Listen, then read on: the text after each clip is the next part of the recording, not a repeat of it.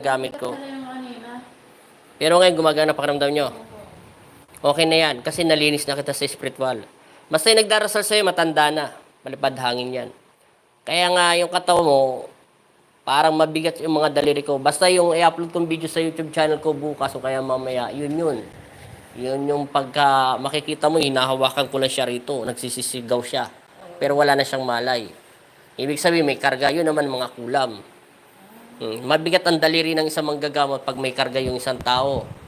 Hindi dapat yung bibigat yung kamay namin pag walang karga. Pero pag mabigat talaga ang mga kamay namin pag may karga. Kaya mabigat yung ano mo sa akin. Ngayon, okay na. Gumanda na yung mukha mo. Tingnan mo, tanong mo yung asawa mo. Dito sa YouTube channel to, alignment na lang tayo. Tapos na yan, saglit lang yan. Hindi naman ako kanina pa kami Facebook page eh. Basta yung palipad na hangin, mahirap paliwalaan. Kaya mo yan, importante balik ka. Ito, dito mo lang ako ng 5 minuto nito, 7 minuto, pasok na tayo.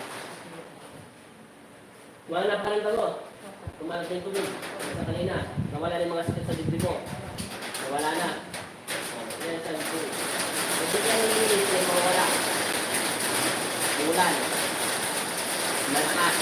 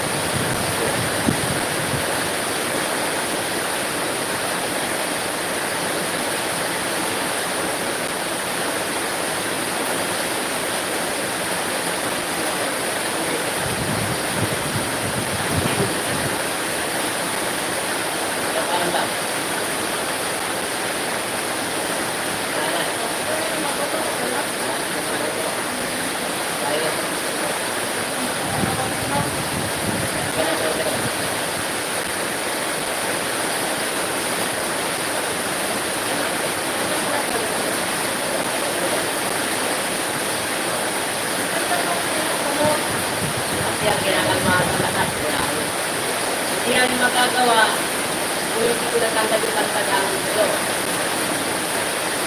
Wala yan.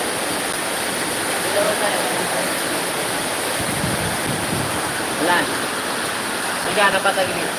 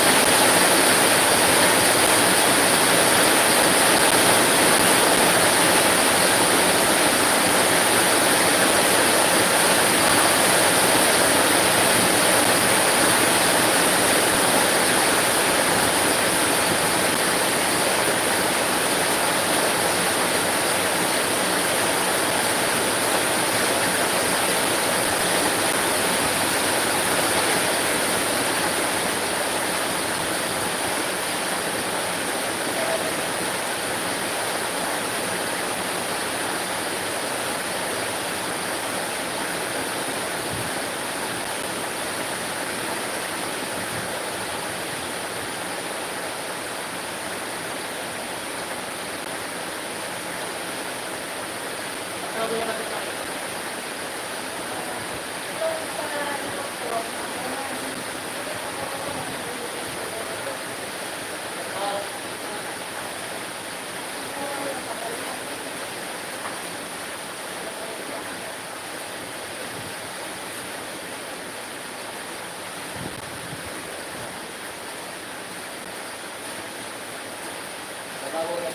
Tatlong taon mo na sakit yan. Yung palipad-hangin mo, matagal-tagal na yan. Mga kalkulado ko, hindi naman abot 3 taon yan. Mga 1 year pa lang yan. Ano paramdam mo? Nawala na sakit. Lahat. Sige, try mo maglakad. Lumakas yung ulan eh. Kita mo, 6 minutes lang. Yung palipad-hangin kanina, tinanggal natin, mabot tayo ng 10 minutes. Ano pinagkaiba? Wala na? Kahit sa paghinga? Wala na? Kung hindi ko yan nilinis sa spiritual kanina, hindi yan mawawala. Sa 3 taon mo ng sakit yan, hindi talaga mahirap tanggalin yan kasi palipad hangin. Pagkadating mo sa bahay, lahat ng suot mo, pati bra mo, pati panty mo, pati damit mo, pati salawal mo, buhusan ng tubig, kahit anong tubig, magpalit ka ng panibagong damit. Hindi, tubig lang kahit anong tubig. Bukas na sa laban. Anong okay na? Wala na sakit. Kahit katiting. Hindi yan mawawala. Ngayon, kung gusto mong pa-check up sa doktor, hahayaan kita. Makikita na yan. Nawala lahat yan. Kasi palipad hangin. Pag palipad hangin, meron, di talaga mawala. Salamat sa Diyos. Taga saan ka? May Kawayan, Bulacan. 3 years mo na sakit yan. Palipad hangin, in-alignment ko na rin. Tumanab yung tubig, di ba? Tubig lang ang ginawa ko sa'yo. Spiritual linis, tapos na. Sabi, bigyan mo lang ako ng 5 hanggang 7 minuto eh. Tapos natin yan eh. Pero hindi ko na binilang dyan yung paglinis kanina. Matagal-tagal yun. Mabutin ako ng 10 minutes maglinis sa'yo eh. Di ba? Matagal ka naglinis kanina. Oo, pawisan na ako nun. Okay na yan. Magaling na yan, sir. Lagyan mo na lang ng langis, yung likuran ng asawa mo. Lagyan mo siya sa buong likuran niya. Akin na muna yung tubig. Sige, doon muna kayo. Okay na yan. Para madasalan ko na. Okay na. Close ko na to. Salamat kayo. Shoutout na lang kayo sa YouTube channel. Salamat taga may Kawayan, Bulacan kayo, no? 3 years mo na sakit yan. Palipad hangin yan. Kaya ganyan. Basta batanda na yung nagagalit sa'yo. Kanina yung nakasunod ka rito sa babae, ganun edad niya. Maganon ang mukha niya. 3 years niya. Salamat. Taga may Kawayan, Bulacan din po ako eh. Kami sa may Kawayan sila sa ate. Saan daw kayo? Bayubo daw, Bayubo. Bayubo daw sila. Taga may Kawayan, Bulacan. Bayubo po sila. Rocky Abrina. May kami ka-shoutout. JP. Dito, idol, malakas din ang ulan. Pa-shoutout po. Shoutout sa JP. From Takurong, Soldan, Kudarat. May kami ka-shoutout po sa inyo lahat. Patay na po natin yung video.